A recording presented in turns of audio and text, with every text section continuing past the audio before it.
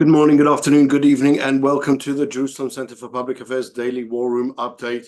We are on day number 138 of the war with Gaza. It is Wednesday, the 21st of February. Today, what we've seen around the different war fronts has been extensive. In Gaza, the IDF forces are continuing to operate, expanding their control not only in the northern Gaza Strip, but also in the southern areas, throughout Khan Younis, new discoveries every single day.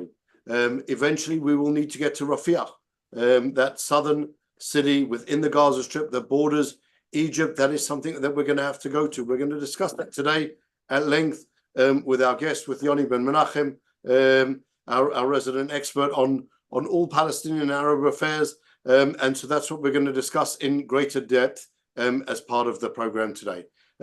The update in the meantime from all the other areas is really constant. We have this war in Lebanon that's going on all the time.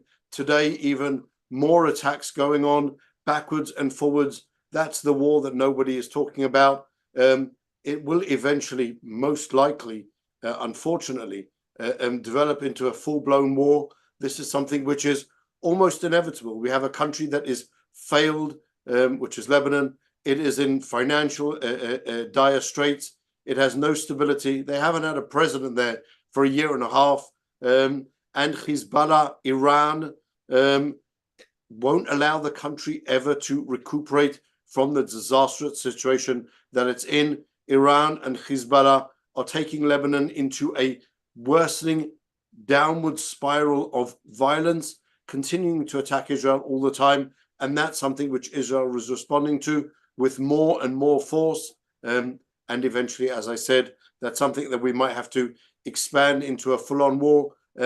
Discussions and political envoys and the like, such as Amos Hochstein, coming from the Biden administration, trying to persuade us to buy this really tiger in a bag, agree to a political solution for Lebanon. There is no political solution, I fear. Lebanon, as I said, has no leadership other than the terrorist leadership, and that terrorist leadership isn't interested in peace with Israel, isn't interested in living side by side Israel, is only interested in destroying Israel. So that's what we've seen, and we're going to carry on seeing. In Syria today, and maybe on this, Yoni will also give us an update, just to kick off the program before we get into Gaza. There have also been substantial Israeli strikes today, or at least strikes attributed to Israel today, in that area, attacking both all types of hostile targets, including what appear to be Iranian targets within Syria.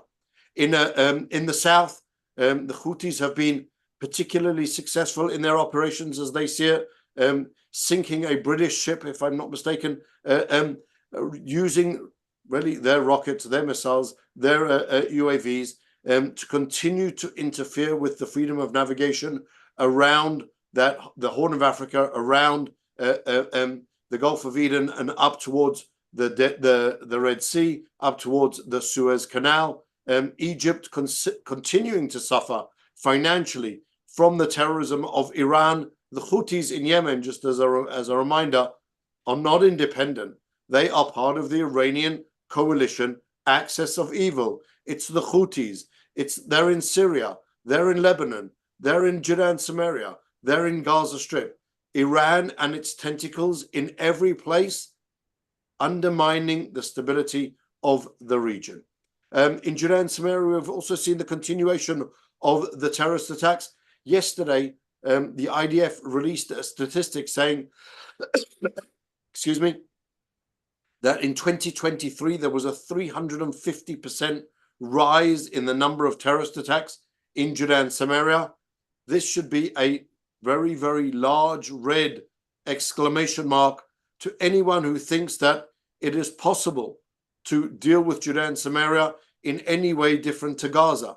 This is a hotbed of terrorism. The same terrorist organizations that exist, operate in the Gaza Strip, operate and exist in Judea and Samaria. It's Hamas, it's Palestinian Islamic Jihad, it's the Popular Front for the Liberation of Palestine, it's the Al-Aqsa Martyr Brigades. Those last two, just as a reminder, PFLP Al-Aqsa Martyr Brigades, they are part of the PLO umbrella.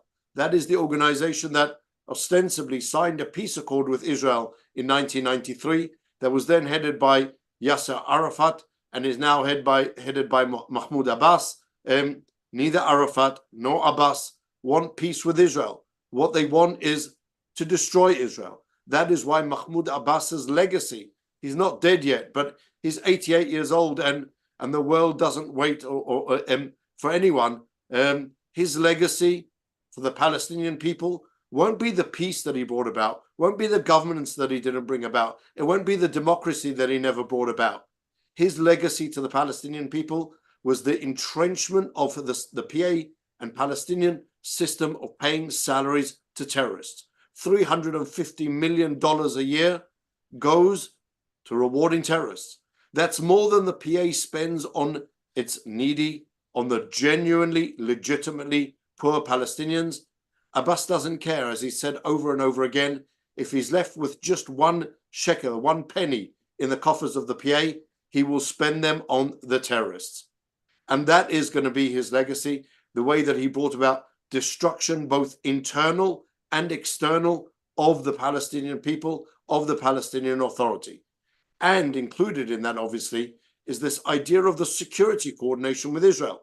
Well, where is that security coordination when, as we saw just a few days ago, presented by Itamar Marcus, dozens of Palestinian Authority security forces involved directly in terrorism?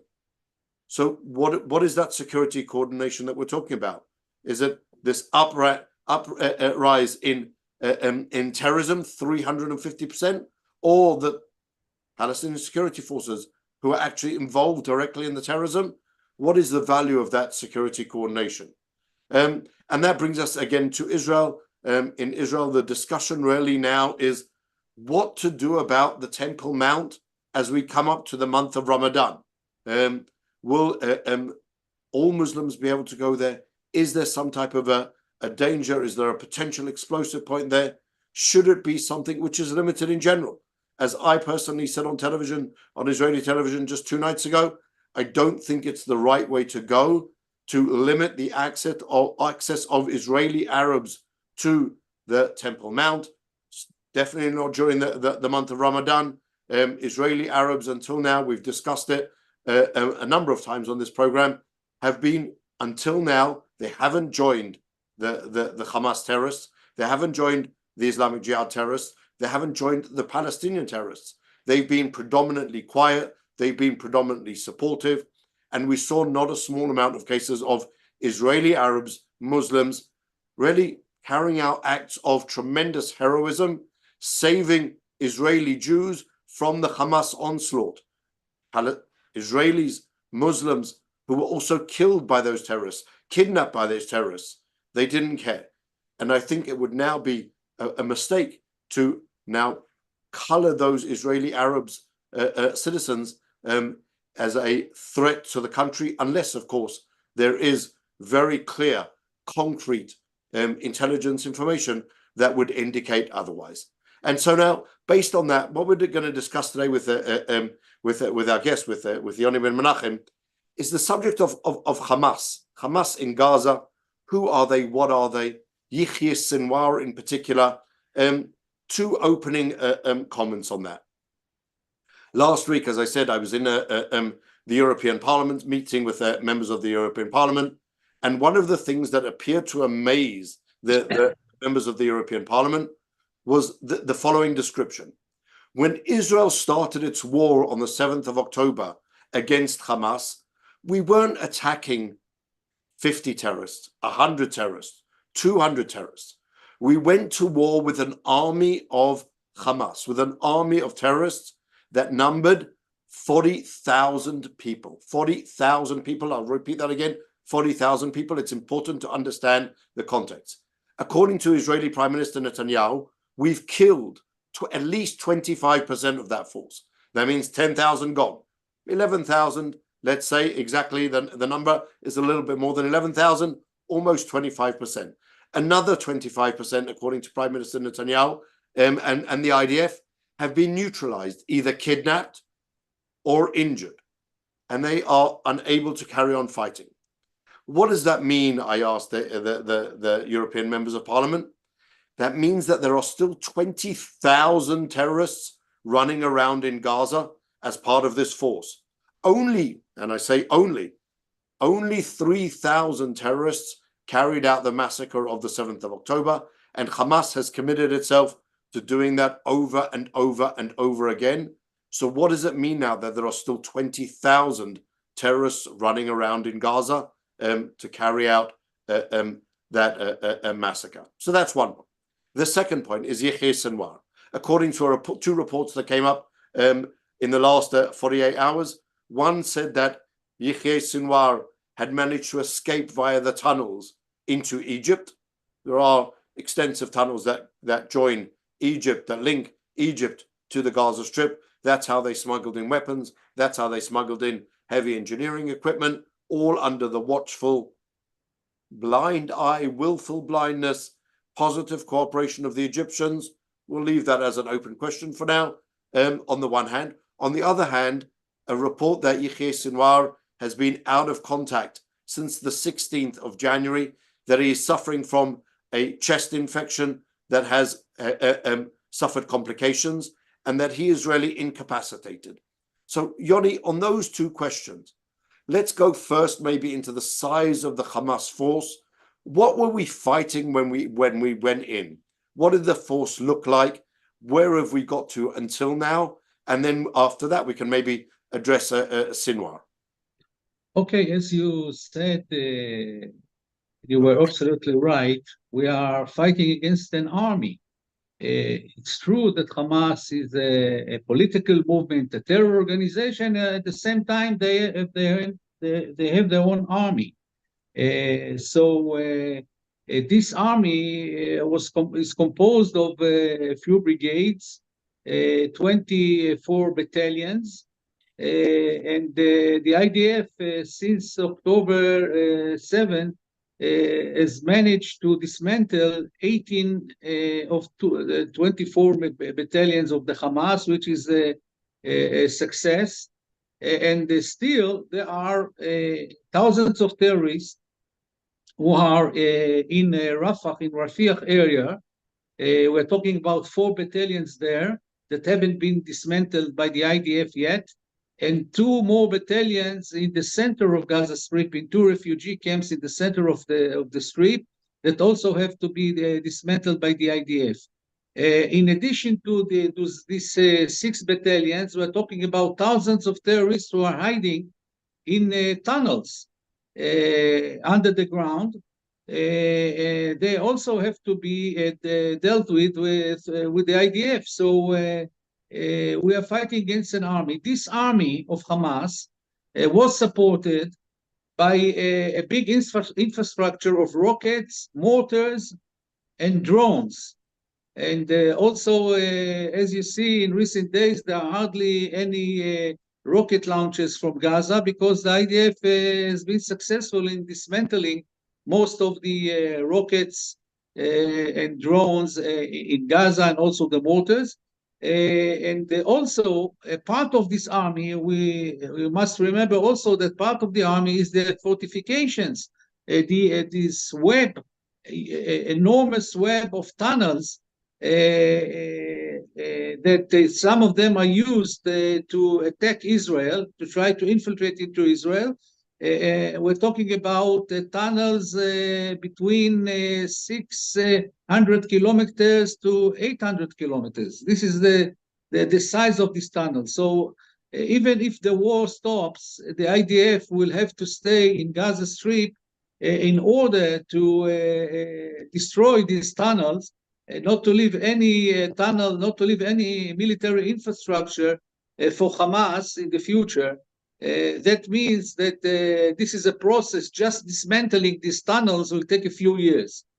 So what we see, actually the big success of the IDF so far has been the dismantling of most of the power of this army of Hamas, and this is a very important achievement.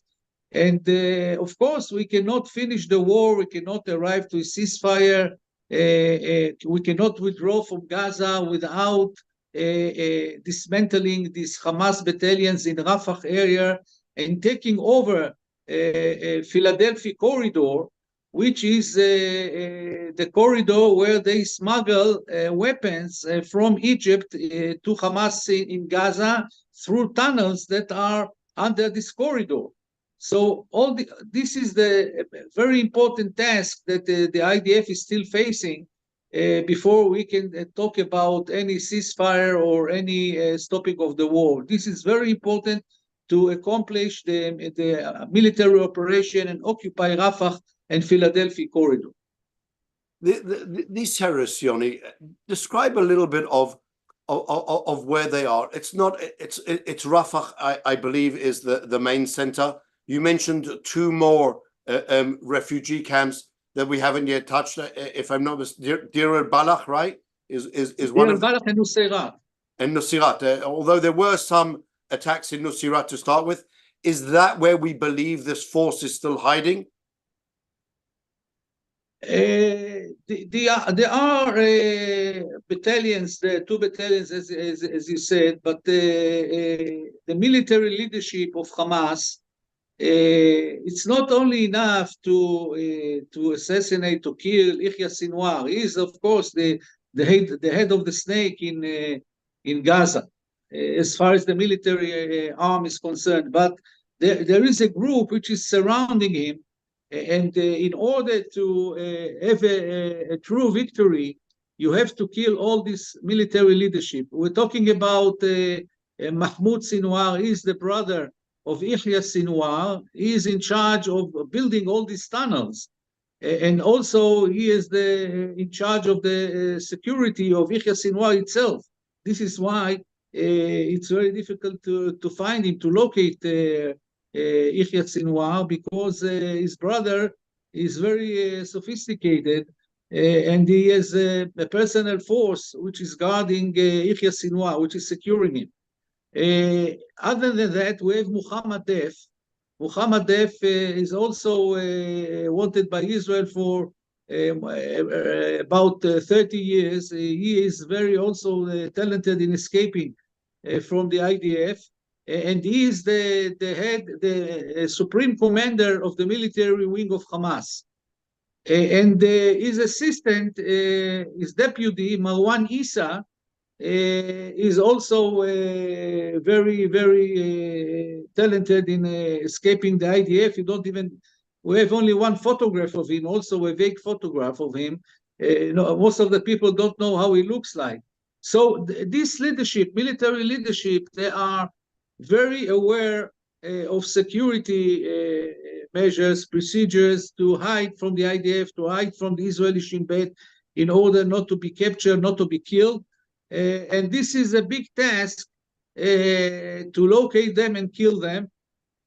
And in my estimation, Yahya Sinwar is still hiding with his gang in the tunnels in the Khan Younis area. And in the last few days, the IDF has been intensifying its activities underground in the tunnels in Khan Younis area in order to try and reach the military leadership of Hamas, which is still hiding there. The military leadership that's there, Yoni, these are the people who are really running the organization, running Hamas on the ground. How do they communicate? I mean, we've seen reports in the last few days of Ismail Haniyeh himself coming to Egypt to try and persuade Egypt to put pressure on Israel to come to a ceasefire, to allow them to survive to another day. How does that leadership in Gaza communicate with the Hamas leadership outside? Should we be adopting a similar policy towards that leadership as to Yahya Sinwar and Marwan Issa and Mohammed Sinwar and all of the other Hamas leaders? Should there be a differentiation between them? What would you suggest? No, there should not be any special. They are the same, you know. These Ismail Haniyeh and political leadership of Hamas. They are called the political leadership, but they are engaged in terrorism. And also the military wing of Hamas is also engaged in politics. So, this is differentiation is just artificial. But all of them are dealing with terrorism. Now, there was a report, as you said, that Yahya Sinwar escaped to Egypt. I personally believe that this is a disinformation. Actually, there were a few reports in the Israeli media through different reporters from different sources that there is no connection. We lost the connection with Yahya Sinwar, that the leadership in abroad lost the connection with Yahya Sinwar. I personally don't believe these things. It looks to me like Israeli disinformation in order to shake the tree, as we say, to shake the trees so that there will be a lot of discussion in the media about these things, and maybe through following the what is happening in the media, there will be more information coming up to the surface that the Israeli intelligence can locate Sinwar and his gang. I personally don't believe that. And also, as for the connection between military leadership of Hamas and the political wing, this war was prepared for a few years at least. So they took everything into consideration. And they even built inside the tunnels a special communication system by telephones, by landlines. They are not communicating with each other by cellular. By cellular phones, they're communicating by landlines. So it's very difficult to infiltrate these landlines, which are 70 meters under the ground, and to eavesdrop what is happening there. So this is one aspect. As for Sinwar himself, he is communicating only by written messages. And there are special people who are close to him that he prepared before the war that are coming to the tunnels, taking the written orders from him, and they go outside the tunnels and they fax it to the Hamas leadership abroad. So it's very difficult from the intelligence point of view to follow this communication by notes, by written messages. It's very, very difficult. And as for his disappearance, this is not the first time that he disappeared. I remember after the war in May 2021, in the Guardian of the Walls, he also disappeared for a few weeks because he was afraid of Israeli assassination. So I think that his disappearance is part of the tactics of Sinwar, which is to put pressure on Israel in this poker game of negotiations, and also precautions not to be assassinated, because he knows that once he get out of the tunnels to communicate, he might be assassinated. So he's hiding, he's keeping a low profile, but I don't think that something happened to him. I really don't think, because he's he's hiding very well in the ground, a few, as I said, dozens of meters underground, and it's very difficult to get to him and do something to him. So I would take all these reports very cautiously, and I don't believe most of them. So what I understand from you, Yoni, is that really we have a situation in which Sinwar and the Hamas leadership is trapped in the tunnels underneath Gaza, wherever it may be, whether it be in Khan Younis or in Rafah or in Deir al-Balah or Nusayr, wherever they may be, or those terrorists, and somehow they are getting messages to the outside world via a simple system of either landline connections, which possibly connect to Egypt. Would that be a possibility? Or is there a shaliach? Is there a messenger boy that's leaving Sinwar, going through the tunnels, popping up somewhere in the Sinai, and then going on with his mission? Yes, I heard. I think the messenger system is the way Sinwar is working with. I heard the rumors in Gaza that there is a special messenger who has a motorcycle. We're talking about long tunnels in Khan Younis. Only in Khan Younis area, we're talking about 160 kilometers of tunnels.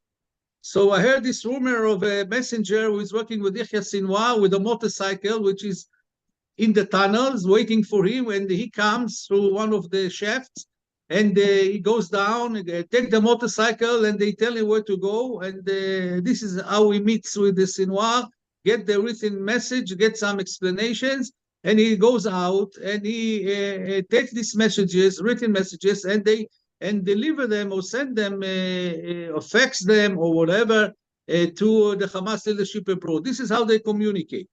So and the fact that we don't have communication for a few days, 2 weeks, 3 weeks, that means that, in my opinion, that Yahya Sinwar is trying to put pressure on Israel by disappearing and leave everything to boil this pot, to boil with the Americans, with the Egyptians, with Qatar, and to create internal pressure in order for Israel to make more concessions. And I think this is a tactic of negotiations. I don't think that it has anything to do with what is happening to him personally. And I think you're probably right. The easiest thing for Yahya Sinwar to do now is to just allow the fighting to go on above his head, maybe around him, as he hides wherever he is, and let that chaos continue on in the belief that every day that progresses, maybe Israel will gain ground, but every day that the war progresses on, so the patience possibly of the international community will change and turn against Israel. And as we saw today, Sinwar and the Hamas leadership, they are following what is happening in Israel. And they see that there is internal pressure inside Israel by the families of the hostages, by other political groups that are trying to, that are demonstrating using the media in order to put pressure on the Israeli government. So he's building on this thing that there will be internal pressure in Israel, also external pressure on Israel from the international community. And also this story that you mentioned before of the Temple Mount of Al-Aqsa Mosque in Ramadan. The Israeli government, in my opinion, is making mistakes by putting restrictions on Israeli Arabs to go to the Temple Mount on Ramadan, while they were very quiet and did not participate in the events that were happening since the October 7th. So he's building on Ramadan. He's trying to gain time. He's in no hurry to reach a deal with Israel. He will gain nothing from reaching a deal with Israel, because once he releases all the hostages, then Israel will continue the war and kill him. So I think that his purpose is to keep at least some of the hostages, not release all of them. And he's hoping that when Ramadan starts on March 10th, he will see riots and in the Temple Mount itself, and also riots that will spread to the West Bank, to Judea and Samaria, to the Arab sector in Israel. And this will be additional pressure on Israel to make more concessions for Hamas. So I think he's playing this poker game very wisely, and we have to be wiser than he is, and we have to not to yield, not to surrender to all these pressures, internal pressures and external pressures. We have to stick to our goals, to beat Hamas and to kill this military leadership of Hamas, and we have to be very persistent in this matter, and not to surrender to all these pressures. There is an American envoy who came today to Egypt. Will come also to Jerusalem, special envoy of President Biden. They're trying to put pressure on Israel not to occupy Rafah, Rafah area, to make more concessions, so there will be some sort of a deal before Ramadan, because they want a ceasefire, a long ceasefire, and they think, the Americans think that after a long ceasefire of 45 days or more, it will be very difficult for the IDF to resume the fighting in Gaza. So it looks to me like a trap. We have to be very careful not agreeing to all these proposals by the Americans, by Qatar, by Egypt. We have to see our own interest, our own security interest, and try to reach our goals, the goals that were set by the political echelon at the beginning of the war. But again, so if I understand correctly, the person, and correct me if this is wrong, Yoni, the person who calls the shots in Hamas, specifically in the Gaza Strip, possibly even in a broader sense, is Yahya Sinwar.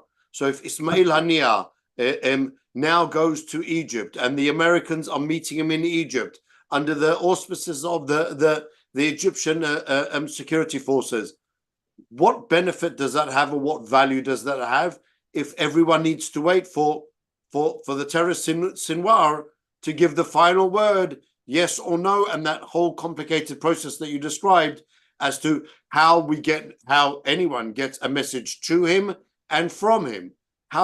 So what do they think they're going to be doing there?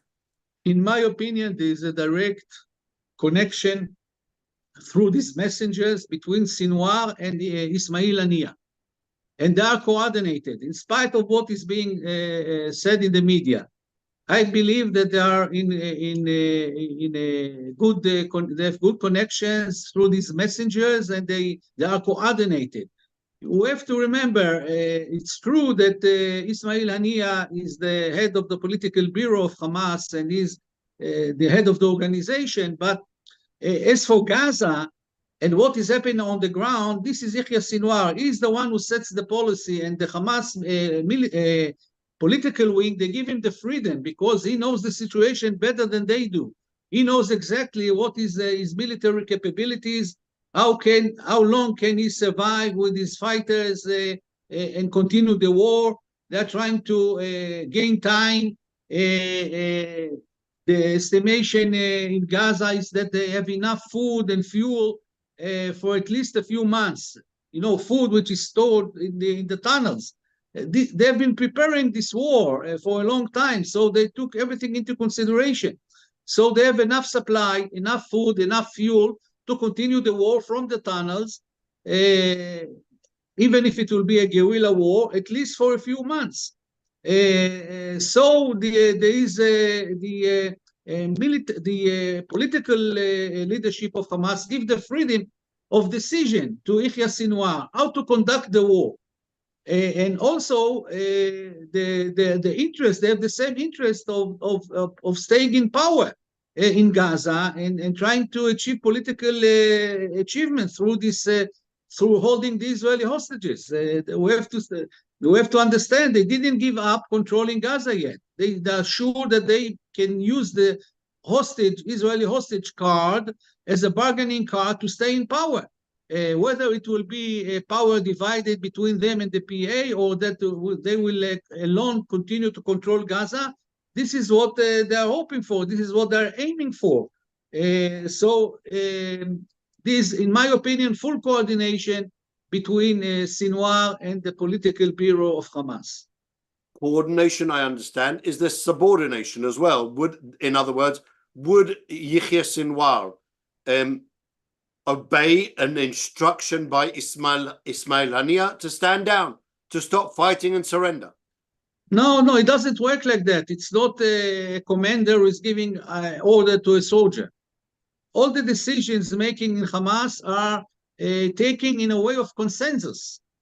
So the military, the political bureau hears the opinion of the military wing leadership, and then they consult and they reach a decision together, a common decision which is acceptable on both sides, on the military wing and the political wing. So there's no instruction, there's no orders from Ismail Haniyeh to Yahya Sinwar. Ismail Haniyeh could not give him orders. He has to take into consideration what he's saying. This is how Hamas works. So I was recently had cause to hear from one of the heads of the investigation team that interrogated Sinwar all those years ago, who described Sinwar as a psychopath, very religious, committed to Hamas's ideology and to the destruction of Israel in an unwavering manner. Do you see Sinwar ever surrendering? No. What do you mean surrender? You mean he will give up, put up his hands and surrender to the IDF? This will never happen. This will never happen. That's what's been discussed as this idea of a ceasefire. We can have a ceasefire tomorrow. All Sinwar has to do is surrender and release the hostages. Is that something which is even a possibility? It's not a possibility. He will not surrender, and he will not escape to Egypt, in my estimation. He will stay and fight till the end. He's a jihadist. He believes in becoming a shaheed, a martyr. And you know, I'm telling you only rumors. People who are talking in Gaza saying, I don't know if it's true, but they're saying that all the military leadership of Hamas is booby-trapped. They booby-trap themselves with the explosive belts on their bodies. So if the IDF reaches them in the tunnels, they will explode themselves and kill the soldier and die with the soldiers. This is how they see the end of the fighting eventually, if the really IDF succeeded in getting into them, getting to them inside the tunnels in Khan Younis. So don't expect any surrender. Don't expect anything like that. They will not come out from the tunnels. If the war continues, they will die in the tunnels eventually, because they will never surrender to the IDF. They will never hand over themselves to the IDF. That's something which I think I don't think many people understand, that there is this suicidal commitment of Hamas. It's not that they're going to surrender. It's not that they're ever going to give up. It's not that they have even that ability to give up. And so this means that without destroying them entirely, we don't really have any other avenue to go down. Exactly. Just compare Sinwar to Abu Bakr al-Baghdadi, the head of ISIS. When the American army reached him in Syria, where he was hiding when Trump was president, he exploded himself. He did not surrender. He did not give in. He didn't put up his hands and surrender to the American soldiers. He just exploded himself. He had the explosive belt on his body and exploded himself. And this is why President Trump, if you remember, said he died like a dog. You remember that sentence? Yeah. So you can expect the same thing with the military leadership of Hamas. And what about the 20,000 strong fighter force that's still alive, Yoni? Do they ascribe to that same ideology? Are they also going to blow themselves up before they'll surrender? I mean, we've already seen and heard pictures of hundreds, if not thousands, of these Hamas terrorists surrendering, being stripped to make sure that they are not booby-trapped as well. That's why we see these pictures that the world seems to complain about. Well, why have they been stripped? I think you just explained perfectly well why the IDF needs to strip these terrorists in order to make sure that they're not booby-trapped. Where do most of them stand? Are they more towards where we're just going to give up to fight another day? Or how many, a percentage, if you could, even a guess, an estimate, obviously educated, as to how many of them would rather blow themselves up rather than surrender? I think only a few. As you said, there were hundreds who surrendered. This is true. This is the number, hundreds. But we are talking about thousands.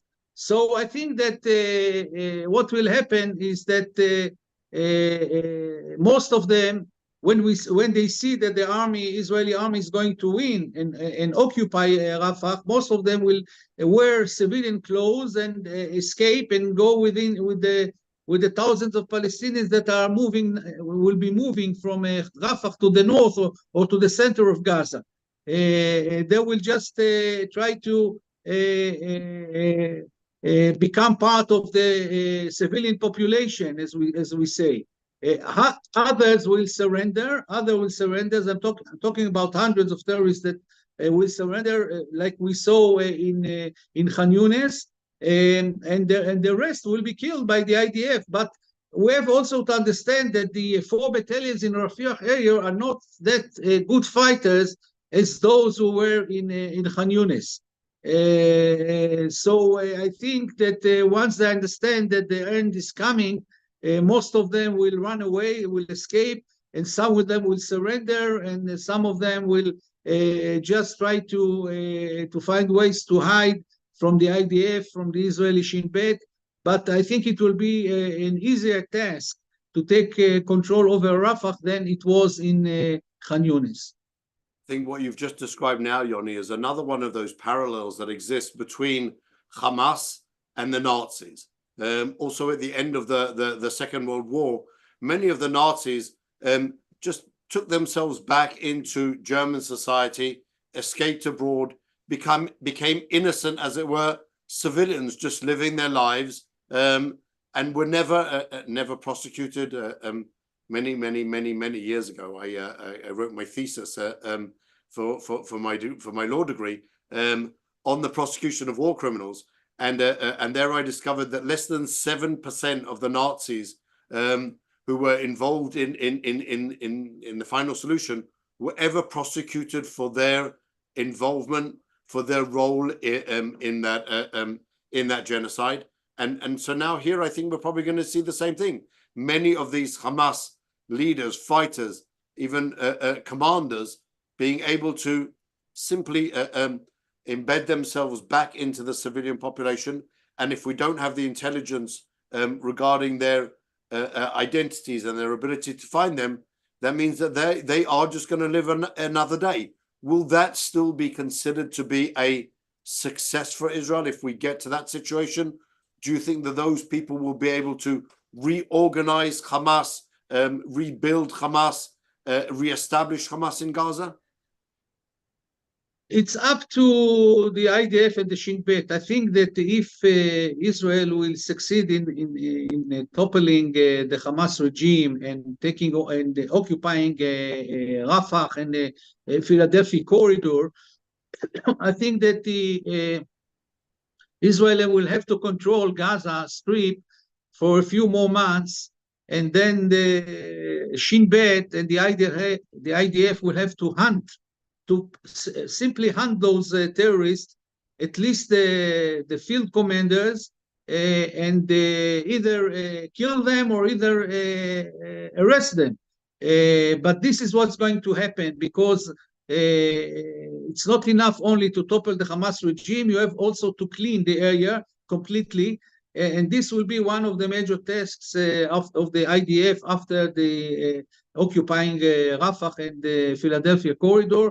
But first we have to accomplish this goal and take over all of the Gaza Strip. Then it will be very easy to go in and destroy the civilian infrastructure of Hamas, and to make arrests and kill the field commanders, even if they are on civilian clothes.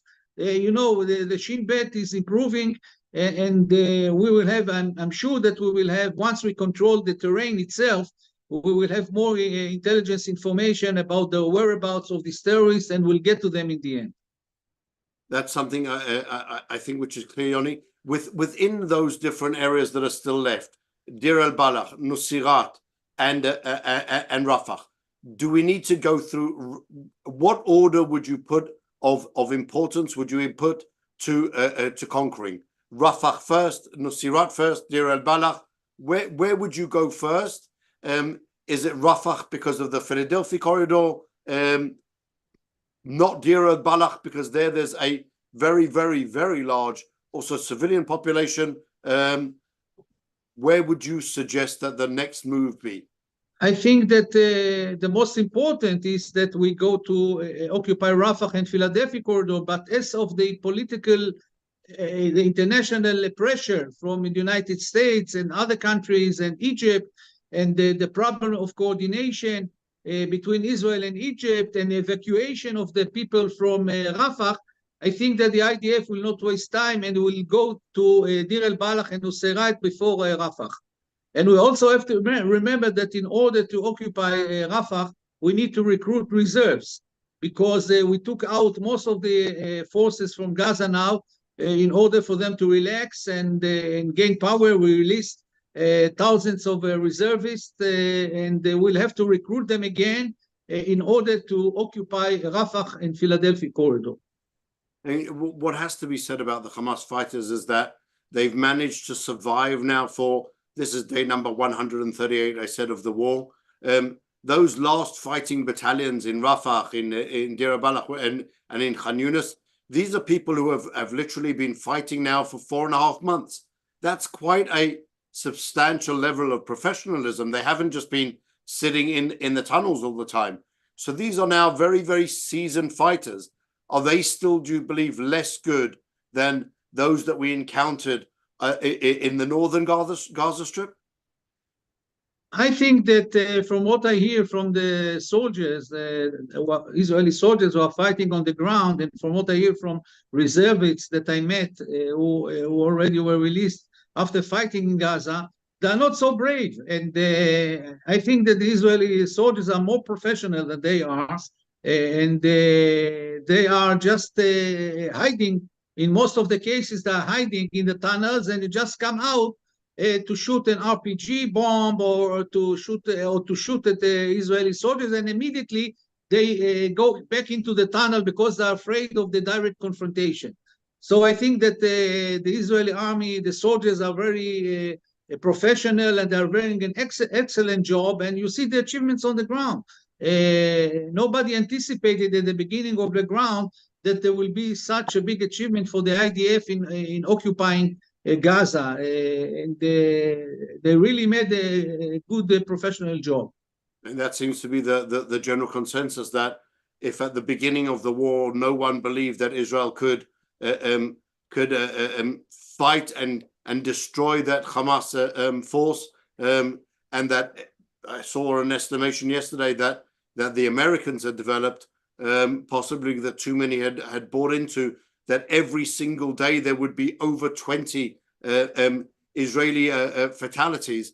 That's something that, thank God, hasn't materialized. And whilst we've lost a lot of soldiers, it's very, very far from those levels. And on the other hand, we've managed to kill and destroy both thousands of that Hamas force and much, if not most, of its terror infrastructure, apart from all of the tunnels, obviously. And so that success was quite unexpected. Yeah, and you know what is important, the factor which is important is the spirit of fighting. And you see very clearly that the spirit of fighting of the IDF soldier is big and encouraged and determined to get rid of Hamas. And the more success the IDF has, the spirit of fighting is increasing to support and gain the victory. As Hamas, spirit of fighting is getting less and less, it's getting weaker, and they already smell the defeat, while the IDF is on the way to victory. This is very important in fighting, the spirit of fighting, and I think the IDF is on the right way. Yoni, thank you so much. As I do I try to do on most days, leave us with one positive thought going forward. We will win. We only need patience, and we need determination, and we need the government, the Israeli government, to be strong and not yield to the external pressures and not to the internal pressures. We have to be persistent and achieve the goals of the war. Amazing message. Thank you, Yoni. Thank you to our viewers for joining us every day. Today is day 100 of these daily War Room broadcasts, and today we're actually, this is the last program which is going to happen on a daily basis. Today is the last program also of this week. We will be moving next week into a different format with programs twice a week. The first program next week will be on Monday, and we will update as to when our next programs will be. But we hope that you will all continue to join us, also, even if less frequently, for these daily War Room updates. And in the meantime, have a good weekend, have a good morning, good afternoon, and good evening, wherever you are around the world joining us. And we hope to see you again next week. In the meantime, stay safe, everyone. Thank you, Yoni.